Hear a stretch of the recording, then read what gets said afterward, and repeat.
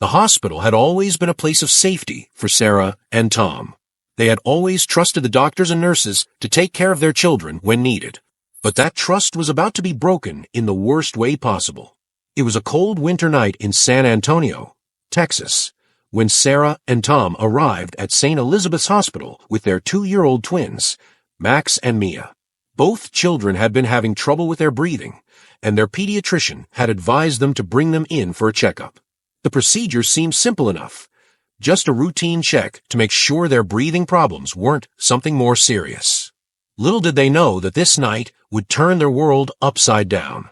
The hospital was quieter than usual, the usual bustle of visitors and patients replaced by an eerie silence. Sarah held Mia's hand tightly, while Tom carried Max, who was fidgeting in his father's arms, clearly unsettled by the sterile smell of the hospital. They had been here before. Max and Mia had both been born at St. Elizabeth's, and they had spent countless visits to the pediatric unit for various checkups. But tonight, the air felt different, thick with an unspoken sense of dread that neither of them could shake. "Are you sure they'll be okay?" Sarah asked, her voice shaky. "Of course," Tom replied, his tone reassuring as always. "Dr. Cole is one of the best. He's seen the twins so many times, and he's always been great with them. Dr. Nathan Cole had been their pediatrician since the twins were born. He was kind, approachable, and had always made them feel comfortable. He had a reputation for being thorough and compassionate with his patients, and Sarah and Tom trusted him implicitly. They arrived at room 212, the designated area for pediatric care, and noticed that the lights were dim, the room calm, a quietness that only added to the discomfort of the moment. The twins were already hooked up to a few machines to monitor their breathing, but they appeared to be fine. Max lay in his bed, eyes heavy with sleep, while Mia rested beside him, quietly holding onto her stuffed animal. Tom stood near the door as Sarah adjusted the blanket around Mia, trying to make her as comfortable as possible. She looked at the twins one more time before turning to Tom. "I'll just check with the nurse," Tom said, his voice warm yet carrying a hint of concern. "Make sure they're both okay." "Okay," Sarah replied. She gave Tom a small smile, but it didn't reach her eyes. A part of her had always felt uneasy in hospitals, no matter how often they visited. But tonight it felt different. Something was off. Tom stepped out of the room and made his way to the nurse's station, leaving Sarah alone with the children. She sat quietly by the bed, watching over Max and Mia. She ran her fingers through Mia's hair and kissed the top of her head, silently praying that everything would be okay. But as she sat there, she couldn't shake the feeling that something wasn't right. The hairs on the back of her neck stood up, and her chest tightened as an unfamiliar unease washed over her. A few minutes later, the door opened, and Dr. Nathan Cole entered the room. His usual friendly smile was in place, but tonight it seemed somehow colder than usual, more rehearsed.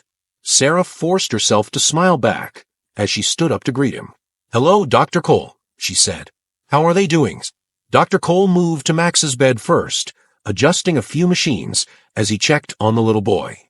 His touch was gentle, but there was something in his eyes, a flicker of something that Sarah couldn't quite place. "They're both stable," Dr. Cole replied, "but we'll keep monitoring them for a while just to make sure their breathing improves. I'll be back shortly to check in again." Sarah nodded, trying to reassure herself that everything would be fine. She watched as Dr. Cole moved to Mia's bed, his hand gently brushing her cheek as he checked her vitals. "We should have them rest for now," Dr. Cole said, turning to Sarah. "I'll run a few tests on them, just to be thorough. We'll be quick. You two can take a break in the waiting room for a few minutes, if you'd like." Sarah hesitated for a moment, unsure. She had never been comfortable leaving the twins alone, but Dr. Cole had always been trustworthy. She glanced at Tom, who was just returning from the nurse's station. "Let's take a quick break," Tom said, noticing Sarah's hesitation. "We'll be right outside. Just a few minutes." "Okay," Sarah agreed, her voice wavering. "But if anything changes, you'll let us know immediately, right?" "Of course," Dr. Cole reassured them with a smile. "Everything is under control." Reluctantly, Sarah and Tom left the room, heading for the waiting area just down the hall. They tried to ease their worry, but a feeling of dread still lingered in Sarah's chest. She couldn't explain it, but something about tonight felt wrong. It wasn't long before Sarah's unease turned into panic. The minutes dragged on, and she found herself glancing at the clock, willing the time to pass faster. She couldn't shake the tightness in her chest, or the feeling that something was happening to her children in that very room. "Maybe we should go back in there," she said to Tom, standing up abruptly. Her stomach twisted, and she could feel her heart racing in her chest. Tom stood up as well, clearly uneasy. "I don't know, Sarah. Dr. Cole said everything was fine. Let's just give them a few more minutes." But Sarah couldn't wait. "No, I can't just sit here. Something's wrong, Tom."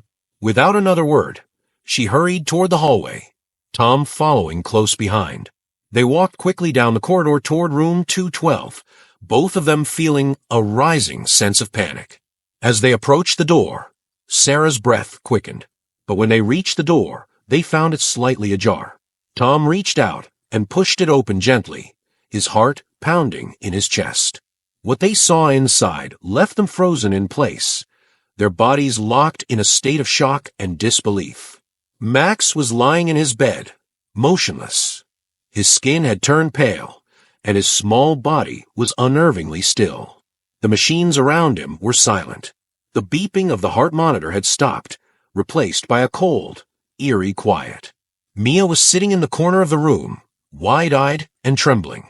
Her gaze was fixed on Max, but she made no sound. She wasn't crying or calling for her parents. She was completely still, as though she had been turned into a statue. Dr. Cole was standing at the foot of the bed, his hands covered in blood. Everything in the room seemed to freeze. Sarah couldn't breathe. Tom's face drained of color. They both felt as though they were trapped in a nightmare, unable to move or speak. "Max," Sarah whispered, her voice shaking. "What happened?" Dr. Cole turned to face them, his expression blank. He didn't say a word, just stood there in the silence, the weight of his actions hanging in the air like a thick fog. And then the panic hit. The room, once calm and quiet, now felt like a pressure cooker ready to explode. The silence in the room felt suffocating as Sarah and Tom stood frozen at the door, their minds reeling from what they had just witnessed. Max, their vibrant, energetic little boy, was gone. His tiny body lay motionless on the bed, the color drained from his face. The heart monitor, which had once beeped steadily, was now eerily silent. And Mia, sweet, innocent Mia, sat in the corner of the room, her wide eyes locked onto her brother, her face pale and expressionless. She was in shock, unable to process what had just happened. For a long moment, neither of them moved. It felt as though the room had stopped spinning, as though time itself had come to a halt. Sarah's chest tightened as she tried to make sense of what she was seeing, her breath coming in shallow gasps.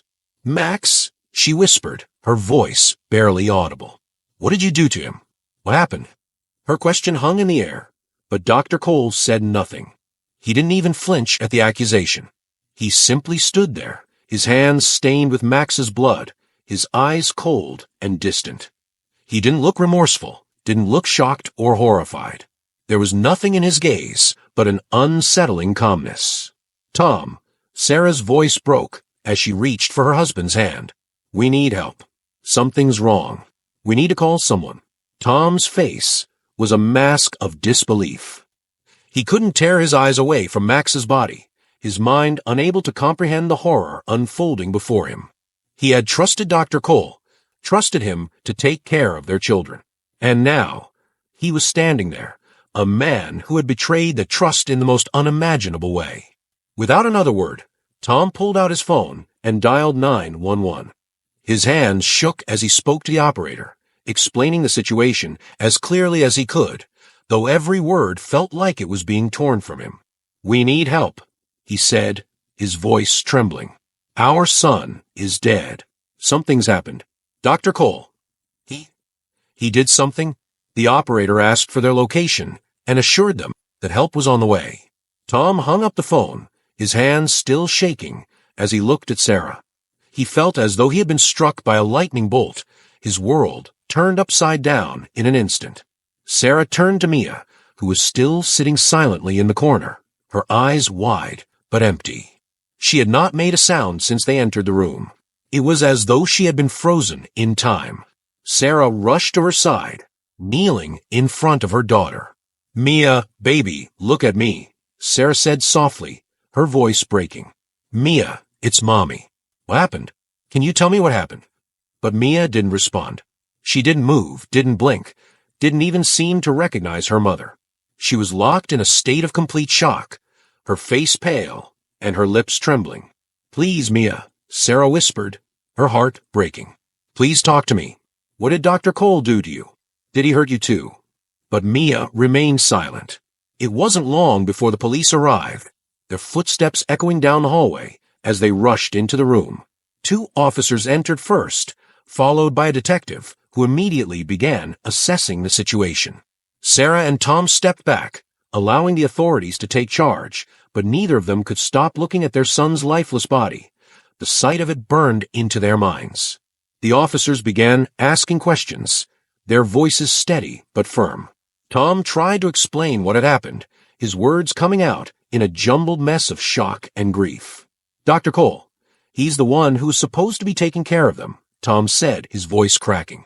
"We left for a few minutes, just to take a break, and when we came back, Max was—" Sarah couldn't finish the sentence.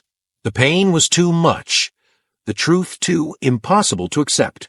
Her eyes filled with tears as she looked at the detective, hoping that someone, anyone, would make sense of what had happened. The detective, a tall woman with dark hair, looked between Sarah and Tom, her expression sympathetic but professional. "I understand this is difficult," she said gently. "We'll need to speak to both of you separately to get the full details. We're going to investigate this, but right now, we need to focus on your daughter. We need to make sure she's okay." They had completely forgotten about Mia, who was still sitting motionless in the corner.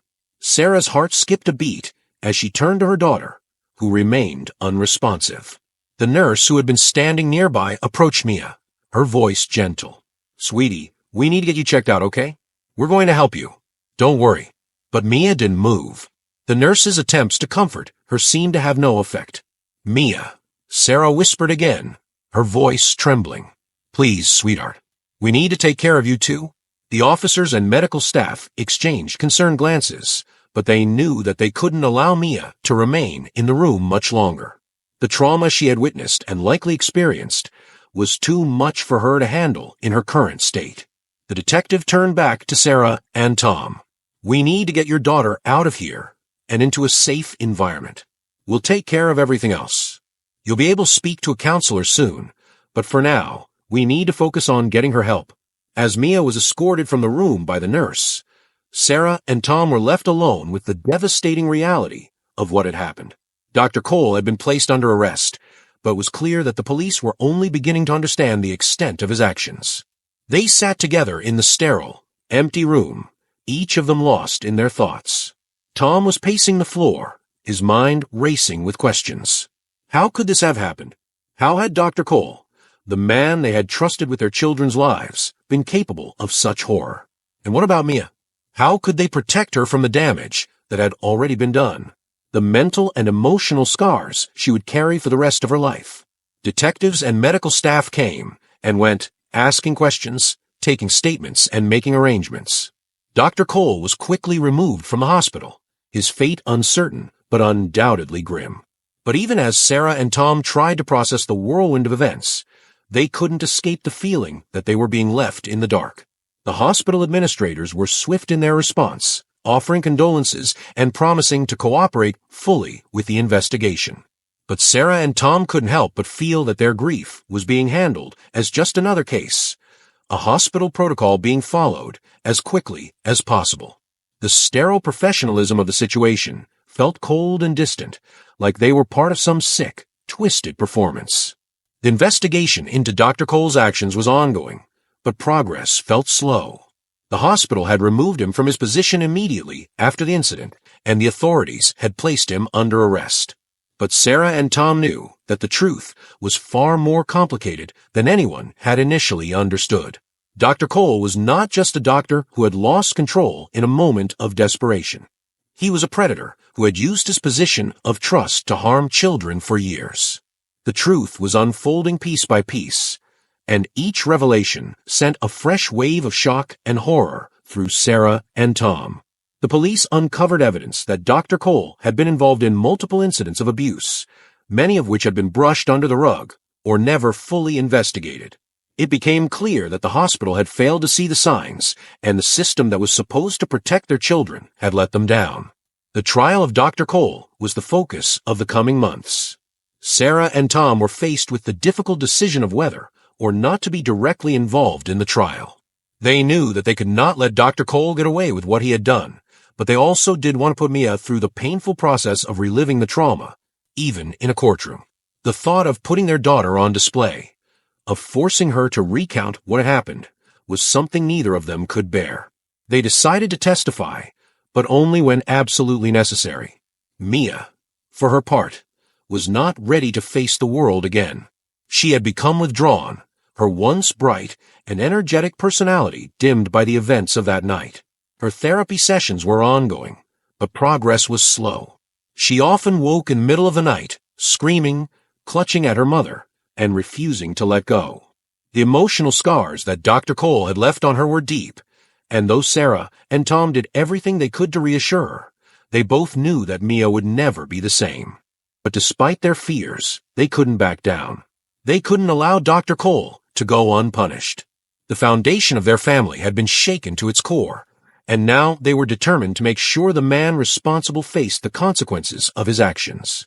They would fight for their daughter's healing, for Max's memory, and for every other child whose life had been damaged by Dr. Cole. The legal battle was grueling. The prosecution worked tirelessly to present the evidence, but Dr. Cole's defense team pushed back at every opportunity.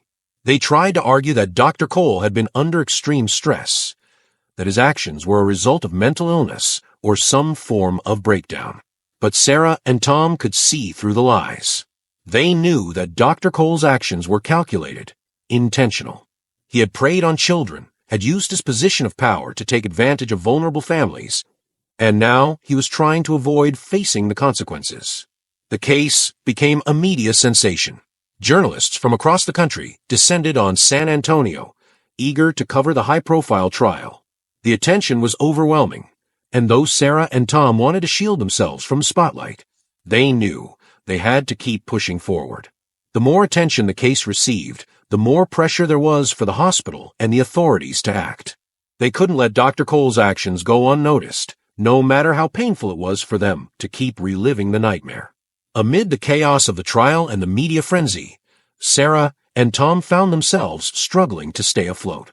The pain of losing Max was unbearable. Every corner of their home seemed to be filled with reminders of their son, his toys, his clothes, his laughter that was now silenced forever. They couldn't escape the grief that followed them everywhere. At night, Sarah would lie awake, staring at the empty crib where Max had once slept, the sound of his small breaths and his giggles a distant memory.